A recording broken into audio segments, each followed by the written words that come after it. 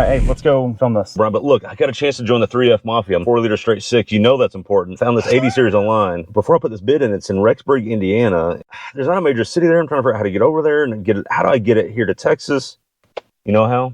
uShip. Go to uShip.com and they can take care of that for you. They get you in touch with carriers and brokers and transporters. They make it simple. You don't have to figure out who to call. Just go to uShip.com, problem solved. They also have a guarantee to make sure stuff's protected. And they ship more than just vehicles, Brian. If I want the 1FZ FE and I want to get out of the 3F Mafia, or I need the locking axle, they ship all the car parts and stuff like that too. Go to the link below and check out uShip.com.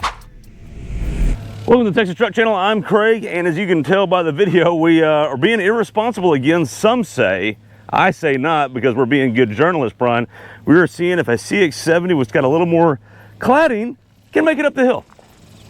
You know, if we took Gary up there with enough momentum, I think there's enough zoom in its DNA just to bounce, hop, and skip up that hill. What do you think? You better believe. I mean, it already ripped off the chin spoiler. Hey, if y'all want to see us up the hill, comment below. We'll put Craig's daily up the hill and see what happens. All right, CX-70. Let's get back to modern Mazda. Dude, this thing looks great. I'll just get out of the way. This has the copper paint on it, but also these little vents, which are completely fake. Think Civic Type R. They don't do anything other than look cool and hide the sensors way better. They integrate better. It looks so much more sporty than the 90 does. I don't know how to put a metric on that. It just, good job on the update. Now, let's get to the meaty part, Craig. It's like it's been to the gym and worked out just a little bit, got those spots sharpened up, you know. It's been working on itself for about 9 months and it shows. Yeah. So, 2025 CX-70, this is the melting copper metallic. You ever seen copper melt, Craig?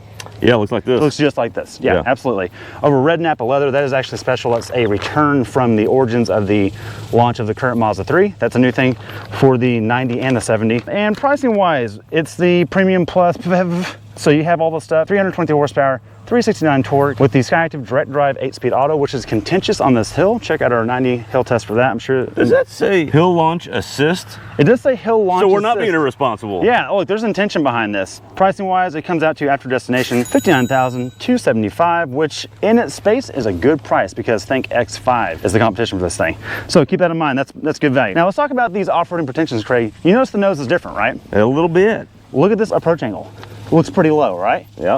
Well, you'd be kind of right, but kind of wrong, because it is now 19.2 degrees, which is nothing to shake a stick at. The previous 90 was 18.8. That is an improvement. So it's improved. It is improved. Ride height is 8 inches unladen, which is enough to be in the off-road segment or soft road segment for sure. My concern is this wheelbase is real long though, right? Ooh, yeah. That's the concern. Comes out to 15.9 on breakover, and then departure is a clear 20.8. Now, we don't do downhill tests on this show. You'll see some B-roll of it at the end, but we just don't care about departure angle. It just seems pointless for most obstacles. So our two main things are going to be a problem though. The approach and breakover are going to be a little bit of a problem. But the biggest problem of all is when we tested this last time, we had a powertrain overheating warning because the wet clutch got a little too hot.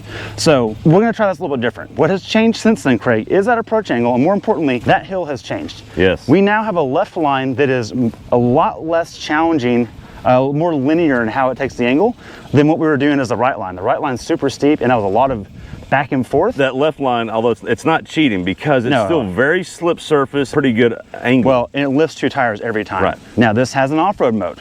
So we're gonna see if that makes a difference. Last time we had issues with the 90 up here because it really was never intended to do this. Mazda has kind of breathed on this with the intention of going off-road, and let's see if that makes a difference. Let's check out the inside. Right, as Brian gets to sit in here, he makes a really good point. Yeah, off-road mode, that's nice to have now. So we'll see if that does anything for us. And then the other thing is, Brian, the hill launch assist. I don't know even how it works in here, but maybe. Is the hill launch call? Are we jumping the hill? I'm not, well, we'll find out, I guess. Mean, if it says in the name, I think we got to find out, right? Just kidding, Mazda. We're not going to do that to you. All right, now drive modes. Let's bring it in here, Craig. So we've got the cool gauges. We've covered this on our road test. Go check that out if you want to know all about that geeky stuff.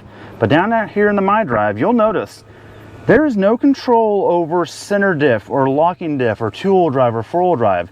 That's because it's full-time all-wheel drive, but it's rear-wheel drive bias. So it's not front-wheel drive with a, oh, we forgot we needed back tires and we sent a clutch pack back there. It's the opposite. So I think it's a 70-30 default split or a 60-40, somewhere around there. And it can go up to 50-50 split. So when that front clutch PTO locks, it's 50-50, which this will do in what's called off-road mode. So we've got sport, normal, EV, and we've got off-road. Off-road, what that does is it changes calibration for powertrain and powertrain only because it has static dampers. There's no airbags, there's no adaptive stuff with that, and there's no center or rear diff lock, but there is a center diff full engagement, which is really what most center locks are on most off-roaders anyways. So not without its merit, and I think what we'll do here, Craig, is we'll give off-road a chance because that's the best mode that it has, and it also changes the calibration on traction and stability control to better help it. See how far we get on the main line and then go to the left, or do you want to give the main line a shot? You know, we've learned that you need to have a little more than 20 to get up that main line, but these wheels are really far to the corner. Let's roll it and see how close we get. Let's see how close we get, because, you know, if nothing else, I agree with Brian here. The biggest thing is testing traction, just getting to that spot is a test in itself. So we'll see what happens there.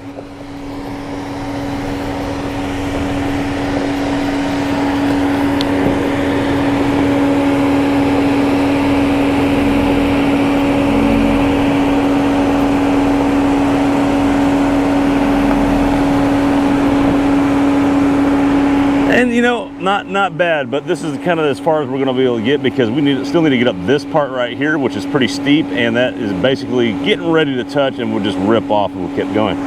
So we're not going to do that because we actually like this car and we like Mazda, so we'll be polite to it. But Brian, I will say before you back up and go to the left line. Wait, are you implying we don't like other cars? That's not what I'm implying. Oh, okay, just I'm saying someone drives one. Okay. But what I'm saying is there is no bias here, but I'm serious. There's no bias in these tests. These are objective. Absolutely, zero slippage getting to the spot. Yeah. In fact, we've had many vehicles slip a lot just getting to this spot right here, and with these highway tires, that's pretty good. We've had more vehicles with more off-road intention, like legitimately, that just slip their way to get here. It's unreal. Absolutely. So bravo already. One thing I can comment on is that the 90, when we did this test, had a lot of like jerkiness because it's a turbo inline 6 and it's a wet clutch, so it's engage, disengage, engage, disengage. With the hybrid motor, it seemed to be way more linear and kind of filled those little holes. So maybe that'll help us here. We'll see. Interesting. Okay, back it up and we'll reset. We're gonna go to the left a little bit, help get it up and over. So what we're gonna do is we're gonna cheat over here a little bit, help get this tire up. It may not be enough, but we'll see. Maybe you can make that. Still pretty tricky. Okay, there's the switch. So we're having trouble with some slippage here, and then probably the back tire. Okay.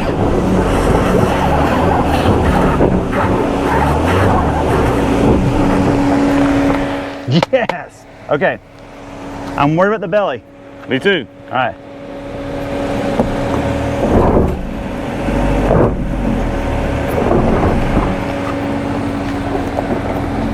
You good? You good? Yes.